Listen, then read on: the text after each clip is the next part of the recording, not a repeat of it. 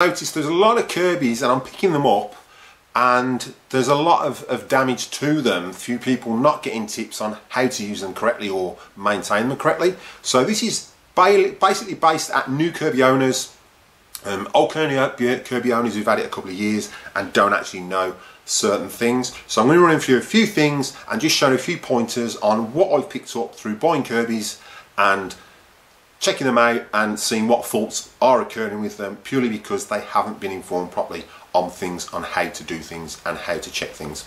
So first up, what I'm going to do is quickly just go through the process of changing your bag. Now there's two types of bag depending on what Kirby you've got on, and I can't specify enough to use original Kirby bags. Don't use the cheap copy ones that you can get off eBay from China or wherever they're made.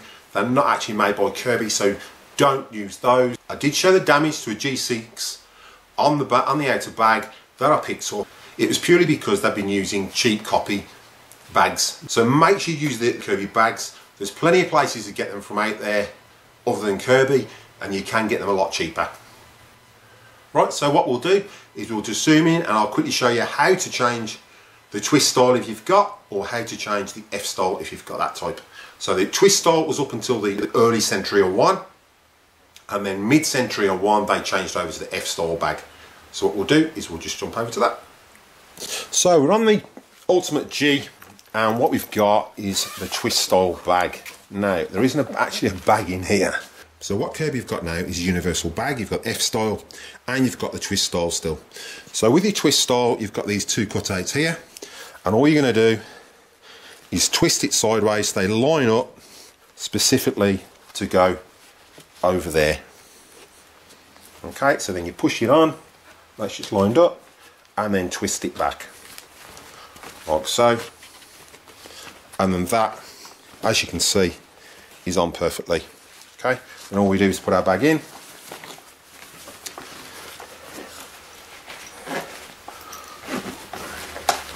and zip her up.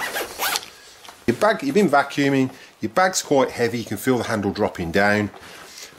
With these, you've got this full line here. You shouldn't go past this full line here. Okay, so once it reaches that full line, it's ready to throw it out. Okay, so what you do again is twist it. You can twist it left or right. It's literally on its side like so, and if you look down the back you can see the cutouts and they line up, so it's there, and then that should come off with these. Okay, and then again to put it back on, get your new bag, slot it on. So again, twist it so it's in line, so it's literally off centre. Again, push it on, twist, make sure it's slit on both sides, and then literally grab it and twist it back. And that then is locked in place, ready to go. May as well leave that bag in because I'm going to be using this in one of my next videos.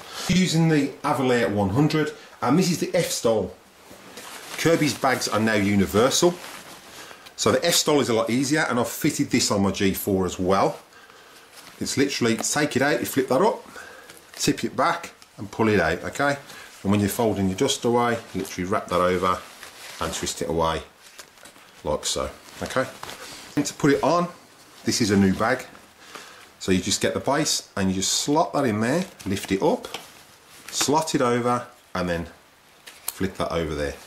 And that is it. Do not fill it past this line. Okay, and then just pop her in. So just make sure she's on perfectly on. That way you're not going to get any bloat in your bag. Okay. Now what you can do also, and I'll put an iCard up as well for the removal of the bag. So in a couple of months, if you've got pets, you find that it starts to smell, you can launder these bags. You can get Kirby odorizers. What I tend to do with mine is I'll just tip it to its side and I'll spray some Glen 20 and let it suck that in to freshen the bag up a little bit. It gets that little bit further. I find the odorizers start to smell after a while. The Glen 20 works really well, so you get a little bit more length out of those bags. But if it's starting to smell, obviously change them in a bag, and then obviously you're going to want to launder your bag. I will put an iCard up here and a link to that video on how to remove your bag, and then you just put it on a gentle wash, just a sports wash, with a bit of washing powder and a bit of conditioner. Next up, over time you're going to find that your belt starts slipping, and you'll know that by this light here. This light should be permanently on when you're vacuuming. If it's flickering, either you've put the toe touch control down too low or your belt is worn. Okay, so when you're vacuuming, I'll put an iCard up as well into that video recommending how to set your height adjustments as well, so make sure you watch that one. Okay, so literally all we're going to do, and I don't think this is wound on, no it's not. Okay, I don't leave my belts wound on, that's another tip for you. They tend to stretch over time if you're not using them. Obviously I've got 9 different Kirbys, so I need to keep them wound off because I'm not using the same one every day. So take this off, and if we're going to change the belt, okay, we'll just flip this over. Okay, and I have got a video, again I'll put an iCard up on how to change your belt, but I'm literally going to show you on this one, that's quite stiff, okay, the issue I've got with people changing them. So what you do is you take your belt off, and obviously you're going to fit your new one. Okay, what else you can do, and this is a weekly process, what I do is obviously any hairs off there, I'll do it over a bit of newspaper or something. I'll take this off, I'll put this down, bash it on a bit of newspaper. That you can pull your bumper off and get any debris out of there. Obviously I clean mine every time I use them, so they're pretty clean. So tap all your debris out, you can vac that up after. Okay, you can take these off as well. You get a lot of hair wrapped around here, so these just pop off, and what you'll do is you'll just clean that out with a Stanley knife, or pull it out if you can by hand. Okay, and you'll get a lot of debris in. All I'll do is wash these out, let them dry, and then pop them back on. Okay, now the biggest issue you've got is to make sure that if you've got a brand new Kirby, make sure that you put these back in on number 1. Okay, so you've got number 3, number 2, and a number 1. These were colour coded on the older style Kirbys. They were red, green, and black from what I can remember, and that's the same on both sides. So what you do is put your Kirby head or power nozzle down like so, flip this round, make sure you've got your new belt on. I start off at number 3, number 2, and then go number 1, and then on this side I'll go number 3, number 2, and number 1. Okay, and I'll demonstrate in a minute what's happened on another machine that I picked up purely because people had just took it out and hadn't realised that they are actually numbered. Okay, now what used to be on the back, and I can show this on the G7, which I'll just grab. Okay, so on the G7 you've got here your different height adjustments. Okay, so this is when you first get your Kirby and it's brand new, and you obviously have it set on number 1. I'll demonstrate how to check your brush roll as well. I will put an iCard there as well, just in case. So when your Kirby brush rolls start to wear, they'll end up flush, so then it's time to wind it down to number 2. Okay, again it wears, ends up flush, then you wind it down to number 3. When that ends up flush, then you need a new brush roll. Okay, alright, so we'll just put this back on. Then I'll leave mine off purely because I don't want the belts to stretch while I'm not using it. Okay, next tip, what you can do weekly, and I'll do mine, is just pull the mini emptier off, check there's nothing in there, and just check there's nothing in there. Okay, check there's no debris in here. This does come out, so you can pull those out, and you can see there's a bit of debris there that collects, and you can clean that out, just empty that out, and then put that back in. What you can do as well, and what I do with mine, is I put a bit of silicone spray just around there, just to lubricate it. I've actually got some Kirby lubrication that I put around there, so I do that about once a month, which just makes it easier to switch that back on. Jumped over to a Kirby that I've picked up. Now, I have cleaned the head, I haven't polished it up or anything yet, but when I take this off you'll see that the brush roll has been catching. Okay, now there's a reason for that. Okay, now the reason isn't because of what I'm going to show you at the moment, but what people tend to do is they take it out and they put it back in, but they don't realise, and this is on number 3 this side, okay, and it's on number 1 this side. Okay, now what happened with this when I picked it up, well, it wasn't on number 1, it was on a setting that wasn't a setting, so this is actually caught on the plate there. Okay, so we'll just take this out and I'll literally show you. So if we put this back, say on number 1, so what I do again is I'll start me 3 clicks and I'll go back I'll go number 2, number 1, okay, and then I'll just show you from this side. So what's happened with this one is people have put it back in, so we'll go number 3, number 2, number 1, okay, and they are numbered on here as well, but then they've gone on that setting. which isn't an actual setting. Okay, so we'll put it back in with that setting, and what you'll find, okay, is it quite stiff to get in. It won't actually go down properly because it's not an actual setting, so that the brush roll tends to sit on an angle, okay, or if you've done it on both sides, it tends to sit right up. Okay, and that, now you can see, is why that's been catching on there. Okay, so you've got to make sure, like I said, that you don't put it in with that setting, and that gets quite stiff to get out. Okay, you've got to make sure that it's set back at either number 3, number 2, or number 1, or whatever setting it was when you took it out. Okay, now I'll put an iCard up as well on how to check the setting on this.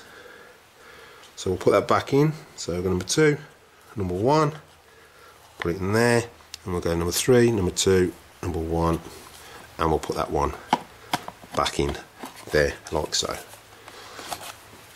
Okay, make sure it's pushed down. Okay, and just weekly, just make sure there's no hairs. And more partners got long hair, tend to get hairs all around your brush roll. Just pull them off once a week. Just jump over to the Centria, and I'll quickly show you on this one another weekly check that I actually check, because there is a common fault with these, and I've had a few Kirbys with it. Okay, so what tends to happen, and I'll put an iCard up for this as well, this is in the video of why my Kirby stopped working. What happens over time, you're obviously converting it to your portable, for your portable to clean your beds, things like that. And what happens, obviously you take this lead out, put it back on, take it out. Over time, this cracks here, and it separates. And then what happens is the actual lead breaks. So what you'll find then is your Kirby will stop working, and it's going to cost you, if you're in Australia, I think these are about $75, maybe more, for a new lead. I can't remember offhand. I know they're expensive. I ended up buying mine from the UK purely because it was a third of the price, and that included postage. That's why I've got UK plugs on some of my Kirbys. Okay, but again, just check that, because it will short out, and it is quite dangerous, and it is renowned if that does break. If you don't check it, they can set fire. Apparently, I haven't seen one happen, but that's what I've been told. As well as that, if you've got electricity going through there and it arcs, you've got an aluminium base. Obviously, if you touch that while that's arcing off that, you're going to get a shock. And then we've got two other things to check. This one's, you need to check this anyway. So you take this off once a week and just check there's no hairs or anything wrapped around this. If there is, just get a Stanley knife and just cut the hairs off. If they might pull off, if they won't, just clean those off. Obviously make sure it's not plugged in, and just make sure there's nothing in here that you can just pull out that's caught. Okay, but that should run free as a dove. Okay, and let's slot that back on. Okay, if your LED goes, again, I'll put an iCard up showing you how to change the LED. There is one on the channel, so there's plenty of content on this channel. If you're like me, you'll end up with hard floors that you use, and what tends to happen is your wheels tend to get really disgusting. Now, I've found the easiest way to do it, and it's entirely up to you whether you do this, is obviously turn it on. It's going to be quite loud, so headphone users turn them down, and then what I do is that forward like so, and you're going to turn that on, and the wheels will turn. And then what I do is get an anti-back wipe and do this.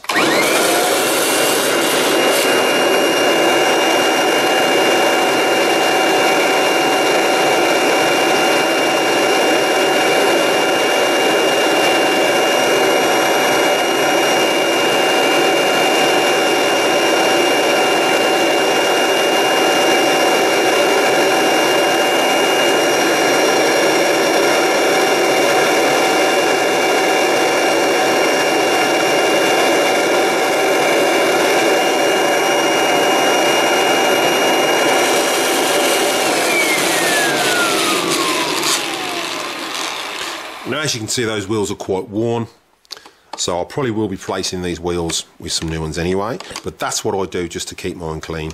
Obviously, because these have been run on concrete or something, it's obviously put little divots in, which obviously you can't get most of it off, or some of it off, should I say. So what we'll do is just go again, and we'll use it the other way. So again, anti-back wipe, Again, headphone users turn them down. I say the only reason I got a dirt meter on here is because I was just checking it worked. So you can put it in drive, flick it, and you can pull back if you want.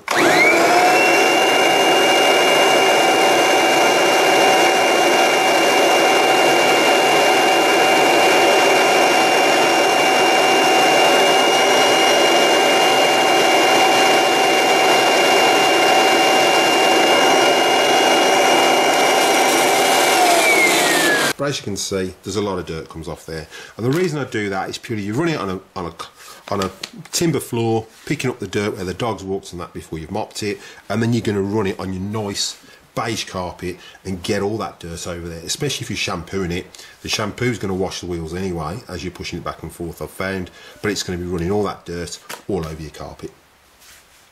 Right, so I hope you enjoyed the video. That was just a few quick tips for those new Kirby owners. Again, a big thank you to my continual subscribers and viewers. It's much appreciated. Okay, so if you're enjoying the channel and you haven't already, before you go, make sure you slap that subscribe button, ding that bell for notifications, give us a big thumbs up if you like the video, make sure you share the content and comment down below. If I like what you comment, I'll pin it to the video, and if you've got a channel and you're subscribed, then I'll share your channel. Continual subscribers and viewers, without your consistent viewing and subscribing, this channel wouldn't be growing and it wouldn't continue. So again, thanks for watching, and what I'll do is I'll see you in the next one.